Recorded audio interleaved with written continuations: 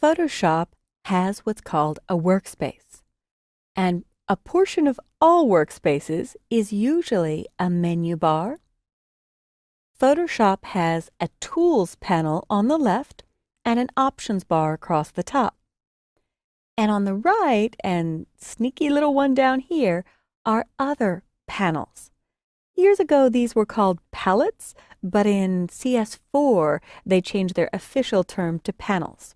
So if I look at panel configurations, there are certain things I use for certain tasks. I could open files the long way. If I choose File, Open, and I go into my project files and my Chapter 1 and grab this pug photo, with a double click, it's open in Photoshop. But I call that the long way. My favorite way to open files is with Mini Bridge, which has been there for a couple versions. But I did leave this warning here to let you know that Adobe Bridge ships with Photoshop, and it's a separate application that you could launch that works with all of the Creative Suite or Creative Cloud products. So I can launch Adobe Bridge myself because I have a shortcut on my dock, or you could launch it, and I could come back to Photoshop and just tell it that it's launched. When I clicked Launch Bridge, it would have done it for me, but I wanted to show you opening it. It gives me the path for my hard drive. So I'm going to go into my hard drive and into my home folder, and on my desktop, I have my project files. So once I double-click to get in, if I'm working on a given project, I want to see all the assets for that project here. So you could see what images I have so far open.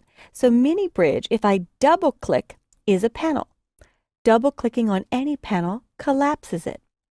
A single click will open, but a single click does not close again. A double click will collapse.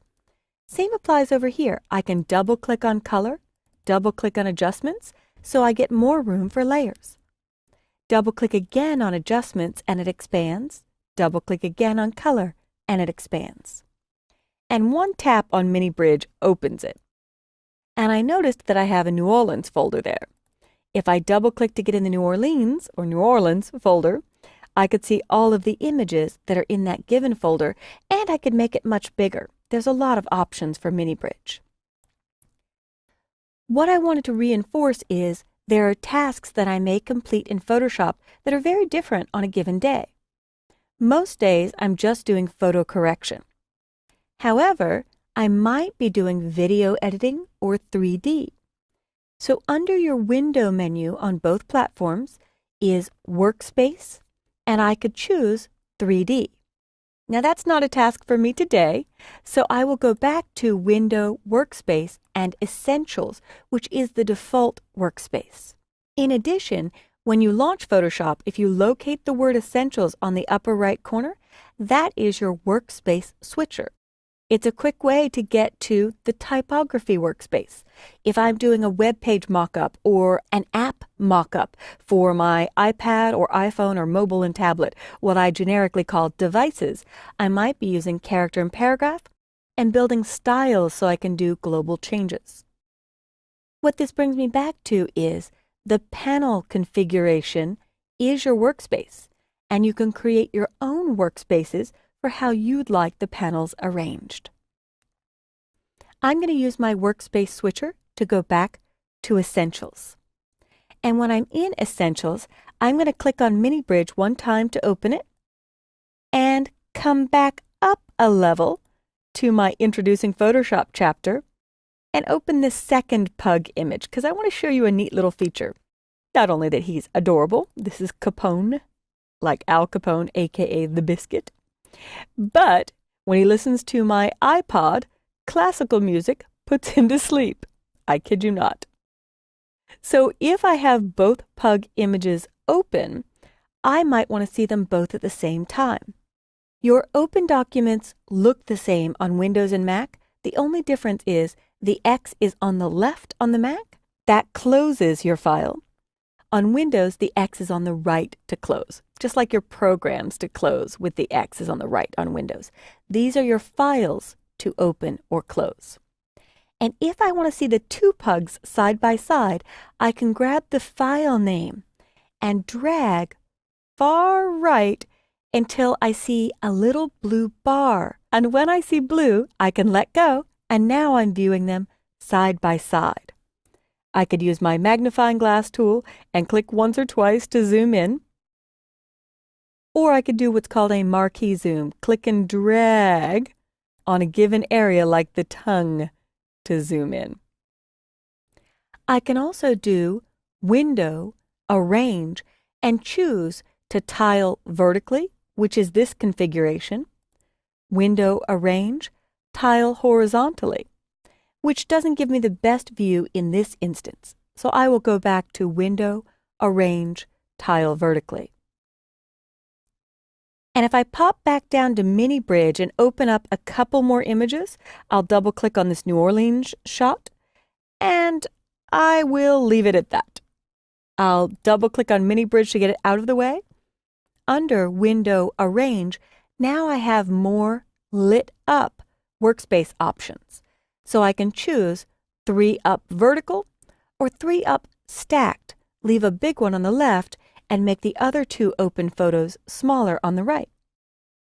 But maybe I want this to be the 2 pugs and that to be the Mardi Gras character. I've clicked on the pug 2 and I will fit on screen. I always remember Command 0 to zero it out or Control 0 to zero it out. Command 0 is the Mac shortcut.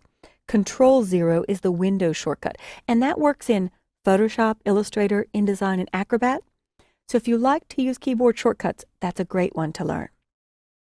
But what I could do is drag the New Orleans shot here in with the pug, so one is behind the other, and I'm clicking on each title bar to bring them forward or back, and then take the pug 01 and drag it with this side. But it showed blue around the entire window. This would nest one behind the other. That's what I just did. If I drag a bit higher with the tip of my mouse on the spot where the options bar meets the image, it'll be blue, and now I get pug on top, pug on bottom. So you have lots of ways to arrange your windows, arrange your workspace, and get warm and fuzzy or comfortable in a working environment for you to begin your Photoshop edits. To finish off, I'm going to choose Window, Arrange, and Consolidate All to Tabs. And what that will do is stack one behind the other.